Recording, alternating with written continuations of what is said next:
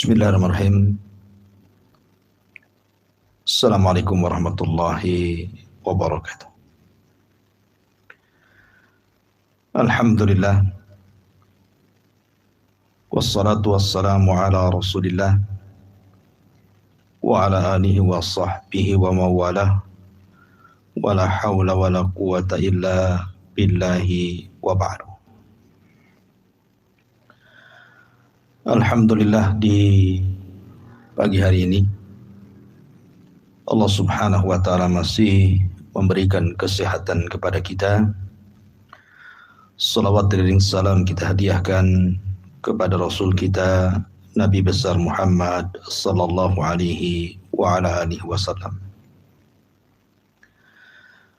Pembahasan di pagi hari ini kita akan membahas bagaimana sabda Nabi sallallahu alaihi wasallam tentang orang yang tenggelam di lautan. Ma'asyiral muslimin yang dimuliakan Allah subhanahu wa ta'ala, kita tahu bahwa seseorang tidak mungkin diwafatkan kecuali sampai ajalnya. Dan ketentuan ajal itu sudah ditentukan oleh Allah subhanahu wa ta'ala di Lauhil Mahfuz. Apakah dia kelak akan meninggal karena dibunuh, atau kelak dia akan meninggal karena terbakar, atau boleh jadi dia meninggal di atas pembaringan, atau boleh jadi dia meninggal karena tenggelam. Yang jelas Allah subhanahu wa ta'ala berfirman, فَإِذَا جَاءَ أَجَلُهُمْ لَا يَسْتَأْخِرُونَ سَاعَةً وَلَا يَسْتَقْدِمُونَ. Apabila datang ajalnya, tidak mungkin diakhirkan sesaat dan tidak mungkin pula dimajukan. Dari sini Al-Imam Ibn Abil Iz Al-Hanafi rahimahullahu ta'ala mengatakan, al-maqtulu mayyitun biajalihi fa'alimallahu ta'ala wa qaddara wa qadha anna hadha yamutu bisababil maradi wa hadha bisababil qatli wa hadha bisababil hadmi wa hadha bisababil harki wa hadha bisababil gharaqi ila ghairi dhalika minal asbab. Wallahu subhanahu wa ta'ala khalaqal mauta wal hayata wa khalaqas sababal mauti wal hayati. Kata beliau, orang yang dibunuh mayyitun bi ajalihi, dia bisa meninggal karena ajalnya sudah sampai. Dan Allah subhanahu wa ta'ala tahu serta mentakdirkan dan memutuskan bahwa si fulan harus meninggal karena mati, karena sebab sakit. Si fulan harus meninggal karena sebab dibunuh. Si fulan meninggal karena sebab ditimpa reruntuhan. Si fulan meninggal karena disebabkan terbakar. Dan si fulan meninggal karena sebab tenggelam. Dan begitulah banyak sebab yang menjadikan seseorang itu meninggal dunia.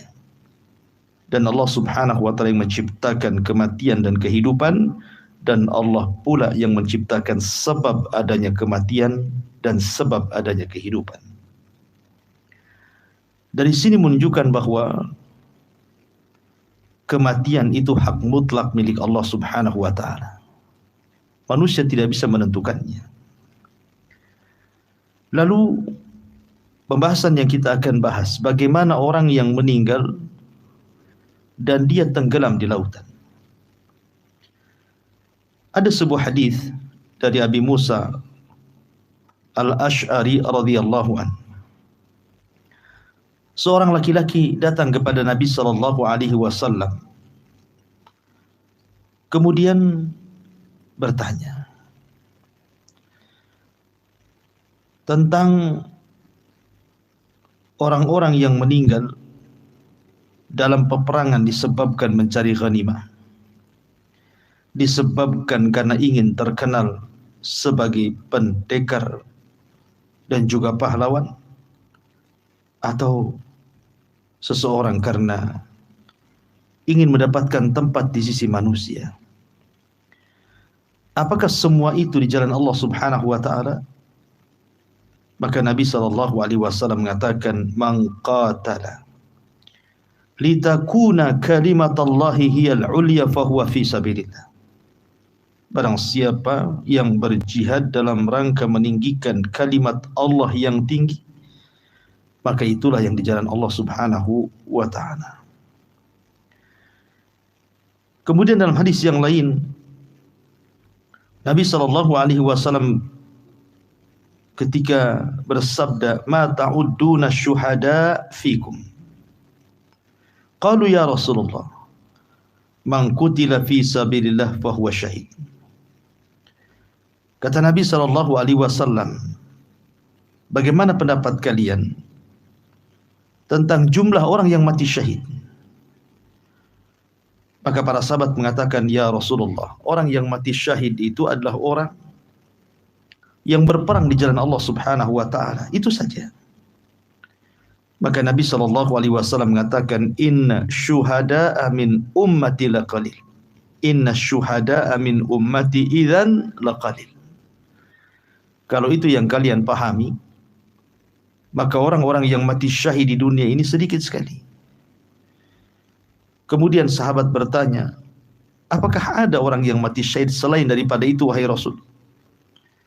Maka Nabi sallallahu alaihi wasallam bersabda, "Man qutila fi sabilillah fahuwa syahid.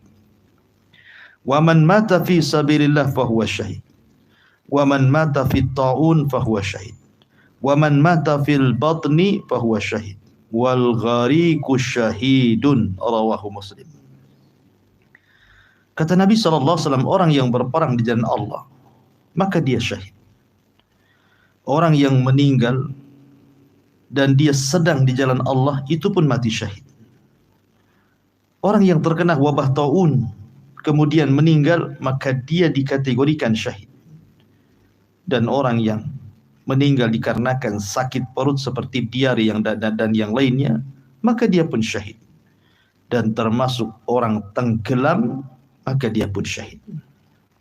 Dari sini menunjukkan bahwa kalau seandainya ada seorang nelayan dan dia berjalan dari rumahnya dalam rangka ibadah, betul-betul mencari rezeki untuk kebutuhan anaknya, istrinya, keluarganya, dan diniatkan karena Allah Subhanahu wa taala, kemudian dia pun berlayar mencari kehidupan di tengah lautan. Tiba-tiba kemudian ombak menghempasnya, gelombang menggulungnya, kemudian dia pun tenggelam dan Allah takdirkan meninggal seperti itu. Maka berdasarkan nas hadis Nabi sallallahu alaihi wasallam, "Wal ghariqu syahidun." Maka orang yang tenggelam itu mati syahid. Dan Allah Subhanahu wa taala pilihkan kematian terbaik untuknya.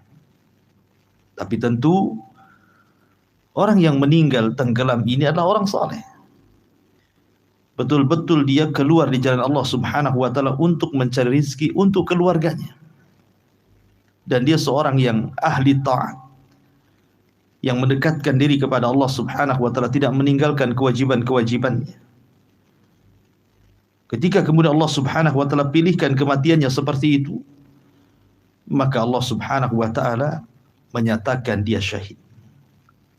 Karena para ulama mengatakan, wasyuhada'u thalathatu aqsam. Orang yang mati syahid itu, atau orang yang dikategorikan syahid itu, ada 3 macam. Syahidun fid dunya wal akhirah, wa syahidun fil akhirati duna ahkamid dunya, wa syahidun fid dunya dunal akhirah. Pertama, orang yang mati syahid secara dunia dan akhirat. Yang kedua, orang yang mati syahid secara akhirat bukan dunia. Dan yang ketiga, orang yang mati syahid secara dunia tapi tidak akhirat. Apa maksudnya? Yang pertama, syahidun fid dunya wal akhirah. Orang yang dikategorikan mati syahid secara dunia dan akhirat adalah orang yang terbunuh dalam rangka bertempur, berperang di dalam meninggikan kalimat Allah melawan orang-orang kafir. Kemudian dia terbunuh dalam jihad. Maka sepakat para ulama, orang yang seperti ini dikatakan orang yang mati syahid di dunia dan di akhirat. Kemudian yang kedua, orang yang mati syahid di akhirat saja. Di dunia masih berjalan hukum-hukum dunia. Itulah yang kemudian disebutkan dalam hadis yang saya tadi baca. Di antaranya orang yang meninggal karena reruntuhan, orang yang meninggal karena kolera, diare, sakit perut gitu ya. Orang yang meninggal karena kena wabah taun, orang yang meninggal mempertahankan dirinya, hartanya dan keluarganya, termasuk juga orang yang tenggelam. Mereka syahid. Tetapi hukum-hukum dunia tidak berlaku. Mereka tetap dimandikan, kalau memang ditemukan jasadnya tetap dikafankan dengan kafan yang syar'i, kemudian disolatkan dan dikuburkan di kuburan kaum muslimin. Berbeda dengan syahid di dunia dan akhirat. Mereka dikuburkan tanpa dimandikan. Darah-darah mereka akan menjadi saksi di hadapan Allah Subhanahu wa ta'ala. Tapi ada yang ketiga, orang yang mati syahid itu di dunia dianggap syahid, tapi di akhirat tidak dianggap syahid. Seperti orang yang ketika perang dia lari, atau orang yang niatnya memang hanya mencari ghanimah, harta rampasan perang, atau niatnya karena ingin kemudian dia dipanggil oleh manusia sebagai pahlawan, dan begitu seterusnya. Tapi yang jelas bahwa kembali kepada pembahasan, orang yang meninggal karena tenggelam, dia dianggap mati syahid kalau orang yang tenggelam itu adalah orang saleh. Tapi kalau seandainya orang yang tenggelam ini tidak pernah salat, tidak pernah puasa wajib, dia boleh jadi mungkin orang yang ahli maksiat, tiba-tiba Allah Subhanahu wa ta'ala wafatkan dengan cara seperti itu, maka ini bukan syahid. Boleh jadi itu awal azab bagi dia. Oleh karena itulah maka ma'asyiral muslimin yang dimuliakan Allah Subhanahu wa ta'ala, kita hanya berdoa kepada Allah Subhanahu wa ta'ala seperti doanya Umar bin Khattab radhiyallahu an. Ya Rabb, kata Umar, wafatkan aku di negeri hijrah Nabi dalam kondisi syahid, mati syahid. Dan doanya Umar bin Khattab radhiyallahu an dikabulkan. Dia dibunuh oleh seorang majusi yang bernama Abu Lu'lu' al-Majusi, orang yang tidak pernah sujud dan ruku walaupun satu kali kepada Allah, orang majusi, orang kafir. Dialah yang membunuh Umar bin Khattab radhiyallahu an, dan Umar dianggap mati syahid. Ma'asyiral muslimin yang dimuliakan Allah Subhanahu wa ta'ala, tentu keinginan orang yang mati syahid, sekali lagi orang yang mati syahid tidak harus orang yang berperang di jalan Allah. Yang jelas Anda saleh atau Anda salihah, karena Allah Subhanahu wa ta'ala takdirkan Anda meninggal saat melahirkan, Anda meninggal karena tertimpa runtuhan, Anda meninggal karena tenggelam, karena terbakar, karena penyakit diare dan yang semacamnya, maka itu dianggap syahid. Lalu apa kekhususan dan keutamaan orang yang mati syahid itu? Mereka hidup dan tidak pernah mati dalam kuburan mereka. Para malaikat bersaksi atas mereka dengan surga. Mereka diberikan rizki di sisi Allah Subhanahu wa ta'ala dengan rizki yang baik. Mereka bergembira dengan apa yang Allah anugerahkan kepada mereka dari nikmat-nikmatnya. Dan tentunya mereka akan senang dengan apa yang Allah takdirkan dengan kematian seperti itu. Karena itulah yang dikehendaki semua kaum muslimin dan kaum mukminin, bahwa mereka bercita-cita agar mereka diwafatkan oleh Allah Subhanahu wa ta'ala dalam kondisi husnul khatimah. Wallahu a'lam bishawab. Inilah faedah kecil di pagi hari ini. Subhanaka wa bihamdika asyhadu an la ilaha illa anta astaghfiruka wa atubu ilaik. Allahu ta'ala. Assalamualaikum warahmatullahi wabarakatuh.